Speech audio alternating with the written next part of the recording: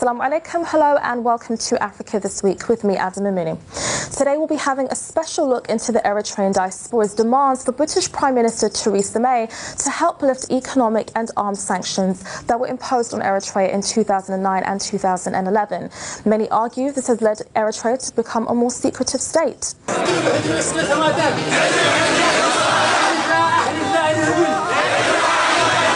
أبو منبر محبركم إرتراويان بريطانيين أتو أحمد محمد أبزس محمد دبي علامات سلمة والسلف زقلص لحمش تشح إرتراويان محزوت إرترا وساطين تتم زخطة من السند أبز مسء سالستي نبيت صحفت قدمت منستر بريطانيا كركب مقانو قليل. Those are the protests that took place earlier on Monday. Well, joining us to discuss a little bit more into this topic, we have in the studio Berhan Samare, who is the chairman of the Eritrean Youth Forum, and on the line is Abdullahi Ali Hirad, who is the president of the Somali National Council here in London. Please keep up with us online using Africa on IC or with the hashtag Africa This Week IC. Welcome to the show, both of you. Thank you very much for joining us, Berhan. Thank you very much for having me, Adama. So these protests took place earlier on Monday concerning what has been a very long-drawn situation for Eritrea and the region as a whole. So can you just give us a greater contextual understanding of exactly what happened in 2000 and what led up to the peace agreement between Eritrea and Ethiopia? Thank you very much. As you can see, the protest, there was anger, there was also resilience. At the same time, the people were really focused. What happens exactly on this month and on this week? There was a peace agreement on 2000 between Ethiopia and Eritrea. The peace agreement was done in front of the OAU as the peace guarantors, the UN, the United Nations, including the USA. And the agreement was final and binding. And in 2002, the verdict came out as a final and binding. Unfortunately, the Ethiopian government rejected it. He don't want to accept it, but it is final and binding. It's a court ruling. And instead of the peace guarantors, instead of pushing Ethiopia to accept the peace agreement after this if and but, they sanction Eritrea based on false fabricated lies. What are these false fabricated lies? The false fabricated to begin with is a joke. First they say that rumor from the news there are 2,000 Eritrean soldiers are supporting the Al-Shabaab inside Somalia. And again, the other one also, there was airplane full of weapons delivering to Somalia, which is false. But unfortunately, with the help of USA, exactly in this period of time, season, and the eve of Christmas, they sanction Eritrea. Then after they sanction Eritrea, they trying to find out, they create a monitoring group. Well, these claims are quite interesting because this happened in 2000, just after the bombings in Kenya in 1998, and there was much contention around Al-Qaeda being involved and how countries such as Ethiopia and Eritrea may be involved in that. What I also wanted to address is, given that we don't have an Ethiopian voice here or a voice from the UN, is this an issue about border demarcation? Is this a central point in the protests of Eritreans? Well, it has many reasons. I could give you, if you give me time, I could give you 5 very important reasons. One is because the peace guarantors, they should shoulder their responsibility and push the Ethiopian government to accept the court ruling. So for some geopolitical reason or misguided policy, they choose not to. Then when Eritrea was speaking out, they started to punish Eritrea not to speak out the truth. This is one reason. The second one is because Ethiopia has invaded Somalia, so they want a scapegoat. So they was trying to cover the Ethiopia's crime in Somalia, the invasion. So they diverted to Eritrea. The third one is called the crisis management. So they don't want to sort out the peace, the peace between Ethiopia and Eritrea. So what they did was, instead of pushing Ethiopia to accept the peace, which is the ruling, they're not supporting Eritrea. They need to support the court ruling.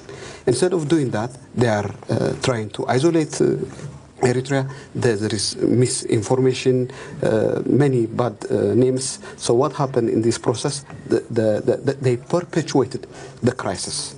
There could be one reason. Also, they are trying to tie the hands of Eritrea. Okay. I just wanted to bring in Abdullahi Ali Harut, who was also at the protests as well. So there were many, many nationalities that took part. There were 1,500 people in total that were at the protests, Somalians included. What has been your response to what Eritreans are asking for? I'm really, very happy to be participated with my community from London, from Birmingham, across UK, to show solidarity and.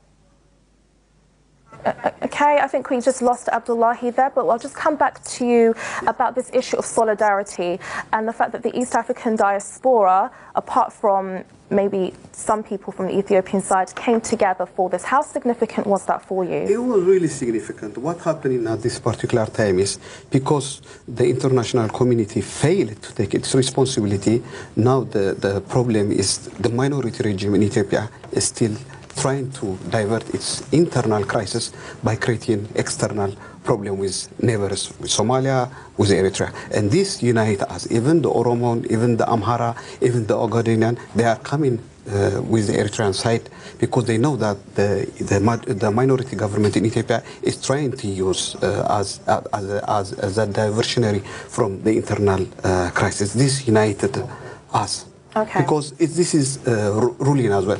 So we've got Abdullahi back on the line. Abdullahi, can you hear me? Yeah, I can hear you. Okay. Unfortunately, we just lost you there. So I just wanted to address the same question. We had Somali nationals who were there at the protest. Why was it important for Somalians to be at this protest and to make a very solid, sort of solidifying and unifying message to the British government with Eritreans? Yeah, our diaspora members across UK participate that demonstration because of their, name. The name of the Somali government is being misused to condemn the Eritrean government using by the name of our national government. So our people are very upset about that, action, which is taken by the former president of Somalia, Sharif Sheikh Ahmed, and the Speaker of the Parliament. I was member of the Parliament. I'm a selected member of Parliament of that government, but I refused to join them because of how the people see them, how they are acting on behalf of our country. So we were very upset about that action, and also we are have very serious concern about the monitoring group, which every year fabricate and misinform the international community and misuse members of the parliament and the government members to condemn Eritrea, which is false allegations. Eritrea is a peaceful nation which have long relationship with Somalia. So we are really sorry about this arm embargo and these sections, which is baseless, to be honest with you. So let's just talk about these sanctions. I'm just going to come to Burhani for that. These are wide-ranging embargo sanctions. We're looking at economy. We're looking at military means as well. How extensive and how damaging has it been for the economy in Eritrea? To be frankly honest, because the Eritrean people are very resilient. If it was to happen to another country, we would have been very devastated. But the people are getting stronger and stronger, as he said. They're very more focused. To make to your point, last year, 14 out of 15 members of the Security Council said they are in favor of lifting the sanction. Only one country refused it. Only one country. And that's USA, the Obama administration. Because of that, it continued. For the last 3 years, the monitoring group clearly said there is no evidence that Eritrea has a link with Al-Shabaab or whatever. Despite that facts, again this year, they decided not to lift. Unfortunately, we protest outside the Down Street because the UK government, which is the pen holder, decided not to lift the sanction for unknown reason. We are really upset. Fundamentally, do you think that this is more about the idea that Al-Shabaab the allegations of Al-Shabaab operating in Eritrea, or was this about border disputes and having Ethiopia remove itself from Eritrea?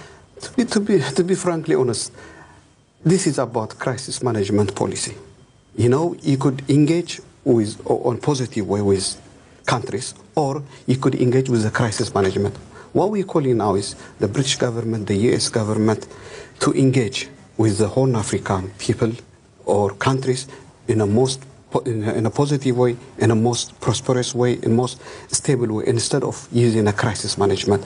Why wouldn't they sort out? It's a border ruling. It's a black and white issue. Why would they shy away from asking the Ethiopian government to withdraw from the occupied based on the rule? They're not helping even Ethiopia. If you see what's happening in Ethiopia now, is Ethiopia is in a state of emergency because of the policy that is, because they've been spoon-feeding the government. They're not even helping to Ethiopia. So in terms, I mean, if the USA and Ethiopia are aligned in this instance, there are these geopolitical interests. How likely is it, therefore, and I would like to address this also to Abdullahi after you, how likely is this that the British government will be able to concede to the demands that you put forth on Monday? Because, as I said again, it's a court ruling. We're not asking to support Eritrea. We're not asking to do a favor, and we're not asking don't make relationship with Ethiopia. What we are asking is simple. This is a court ruling. It's a final and binding. Final and binding means it's a final and binding. So stand with the justice. That's all what we're asking. Because it's creating problem after problem. There were some complexities around Badame, which was a key central point in the Algiers agreement, however. It wasn't as straight cut as many people were saying. Chatham House put out a report in 2007 stating that it's not as simple as the fact that it was considered to be an Eritrean town. So what's your response to that? It's a court ruling. It's in a black and white. If you see, it's demarcated. There's no issue about they're trying to confuse people by using different experts. But the issue is, it is clearly demarcated. The land, the disputed land, the Badame is inside Eritrea. There's no doubt about it. It's not. The only thing is because the USA, they shy away from taking action. All those peace guarantors, they sign it. So I'd like to address this to Abdullahi. Do you believe that the geopolitical interests of the United States has got a hand in this? And do you therefore think that the British government have their hands tied to support Eritreans in this situation? I mean, there is definitely, a short-term and long-term, political and economical issues in there. The reason of invasion is, resource, and having contract with international companies who operate in Ethiopia. That is one of the, the beginning of the invasion. But when we come back onto, accepting and obeying the international law and international agreements like Algiers, I mean, we having, to be honest with you, a sophisticated issues within, the United Nations, within the international communities. Instead of pushing Ethiopia to accept Algiers agreement, they imposed sanction against Eritrea. That is number one. Number two is finding, a member of parliament, member of leaders to legislate this sort of sections. For example, before they, put the section against Eritrea, they draft a document, and they've been lobbying, within the Somali government, to organize a ministers' committee or, members of the parliament to encourage this to pass and sign, or to invite the prime minister to sign in front of the parliament. So this is an issue that's been lobbying for a long time by the monitoring group. And to be honest with you, we met monitoring group here in London. I was member of the diaspora committee who met them. They've been asking questions, and they said, can you give us some more information, and can you please, at the end of the session, sign this agreement, because you being Eritrea, You know about them. Can you just say that they've been arming Al-Shabaab? And one of your questions, Al-Shabaab, they don't they don't operate in Eritrea. They are based in Somalia, and there is a different Al-Shabaab groups run by different. It is important. It is important, of course, to take into account where these evidences and sources are, as I'm sure Abdullah is alluding to. One of the things I'd like to ask you is. The arms embargo is something that's quite central to this point. How can it actually be removed? Are protests going to be the real solution to this? To be frankly honest, there are two types of protests. One is outside protest. The second one is inside protest. What we've done is we're just trying to practice our democratic right, and hopefully someone will listen to us. But I think inside, especially the State Department, they have to revisit their wrong policy, because their policy is creating a problem, havoc in Horn Africa. What happening now in Ethiopia is, recently, Obama administration visited Ethiopia and said that the Ethiopian government is a democratic country, while 1 million people starving, while the government is in the daylight killing its own people. So there is a wrong policy by Obama administration that this needs to be revisited again. Another thing to take into account, this will be the final question, is the migration crisis that is currently taking place, or as other people would term it, the refugee crisis. And just this week, we had the Interior Minister from Eritrea visit the European Parliament, and there's been a lot of suggestions made that this is to kind of placate Eritrea because, of course, many migrants are funneling through Eritrea and Ethiopia as well to reach the Mediterranean Sea, to reach Europe as well. What is your response to this? It is simple. I mean, the media or some people are trying to, instead of trying to understand the root cause of the migration, they're trying to politicize it. That's one big problem. The root cause of the migration is a response to global inequality, because as long as there is huge gap between countries, rich and poor, is getting bigger, people will move from Europe to Africa, from Africa to Europe at the same time, from Asia. So fundamentally, we're looking at, they have to remove the sanctions in order for these migrants not to be moving into Europe. Absolutely. That's one reason. He's sanctioning the country and he complaining if people are migrated. To be frankly honest, it is exaggerated when it comes to Eritrea, because there is a program of regime change. So some politicians, they were using a lot of Ethiopians, they apply as Eritrean.